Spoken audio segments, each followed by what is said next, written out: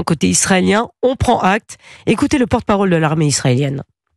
Je ne ferai aucun commentaire sur la déclaration du président de la République française. Ça, s'il y a une réaction qui doit avoir lieu, elle aura lieu chez nous à l'échelon politique. Mais ce que je peux vous dire, c'est que à l'heure où nous parlons, il y a encore 101 otages aux mains du Hamas. Cette guerre, malheureusement, elle est reliée aussi à l'influence et à l'impact de l'Iran, qui aujourd'hui menace de destruction totale l'État d'Israël. Ça a été dit il y a quelques jours par le guide suprême. Donc, nous espérons de la part de nos amis, de nos alliés, dont la France fait partie. La France est un allié et un ami d'Israël, qui a d'ailleurs participé il y a quelques jours à la protection et à la défense des cieux israéliens contre les missiles balistiques d'Iran.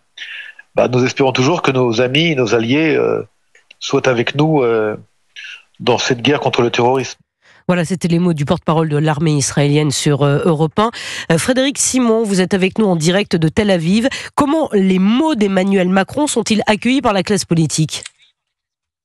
Écoutez, il n'y a pas encore de réaction officielle. Il faut dire que le repos hebdomadaire du samedi s'est achevé il y a 1 heure environ, et en général, les politiciens ne s'expriment pas publiquement pendant cette journée.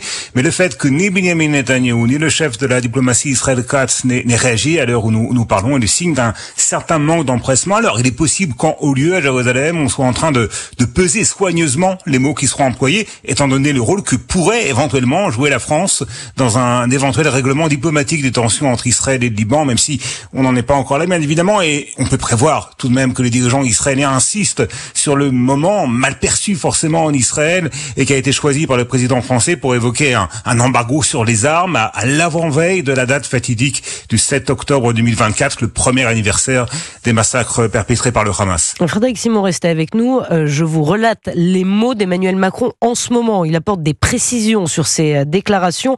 Emmanuel Macron ne change pas sa position, mais il souligne: nous sommes en solidarité avec la défense d'Israël, et il estime que cette date du 7 octobre mérite des commémorations. Évidemment, je vous tiens informé en temps réel des mots d'Emmanuel Macron, qui est en train donc de tenir une conférence de presse au moment où nous nous parlons.